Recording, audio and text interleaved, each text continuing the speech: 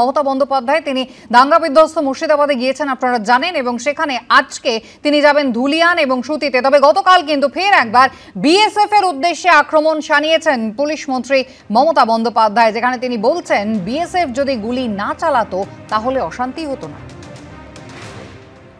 আপনারা করছেন দাঙ্গা আর গালাগালি খাচ্ছি আমি কেন?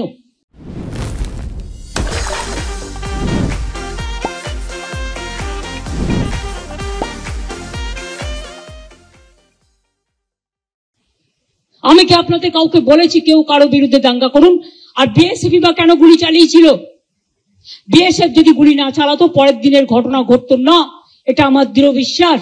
একেবারে প্ল্যান করে এই ঘটনা ঘটানো হয়েছে, এবং যারা এই ঘটনায় পরিচিত হয়েছে, প্রভোক্ত হয়েছেন, এবং একটা কমিউনিটি আর একটা কমিউনিটির উপর ঝাঁপিয়েছেন।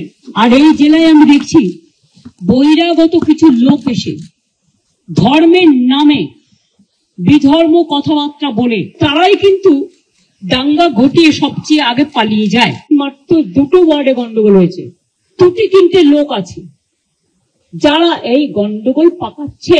আর বিএসএফ বা কেন গুলি চালিয়েছিল?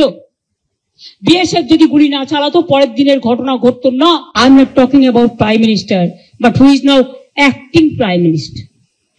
Sorry, may I repeat? Who is acting prime minister of this country? I don't know. Somebody told me there are some students. So may I ask you who are? DGP can reply that question. I will tell him take care for border instead of taking care for communal rights. Or koto bolbo? When you are in the chair, you cannot divide the people. মুখ্যমন্ত্রীর বক্তব্যের সম্পূর্ণ বিরোধিতা করলেন বিরোধী দলনেতা শুভেন্দু অধিকারী। দেখুন, এটা নিয়ে কেন্দ্রের যারা আছেন, প্রধানমন্ত্রী, গৃহমন্ত্রী, ওরা গুরুত্ব দেন না। নোটার নিচে ভোট কম পাওয়ার পরে she is now irrelevant in national politics. Naturally তিনি এই ধরনের কথাবার্তা বলেন। লজ্জা লাগে না এই মুখ্যমন্ত্রীর? আপনি হরগোবিন্দ দাস, চন্দন দাস বাড়ি থেকে ডেকে বাড়ির সামনে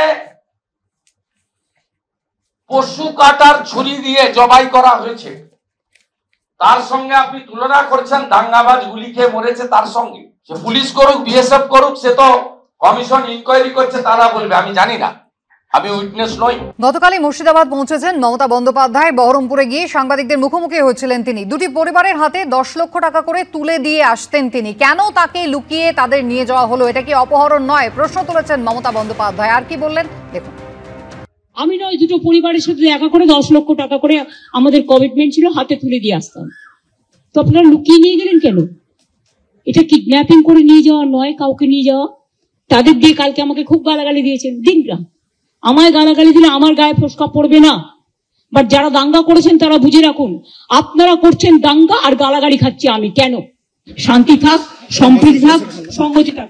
আমি এসেছিলাম ওদের সাথে দেখা করতে, কিন্তু আমার কোনো দোষ নেই, কারণ আমি যেতেও চেয়েছিলাম ওদের বাড়ি, কিন্তু তাদের লুকিয়ে নিয়ে যাওয়া হয়েছে কেন? কোয়েশ্চেনটা তো আমার থাকবে। তার মানে ডাল মে কি কুছ কালা হ্যায়।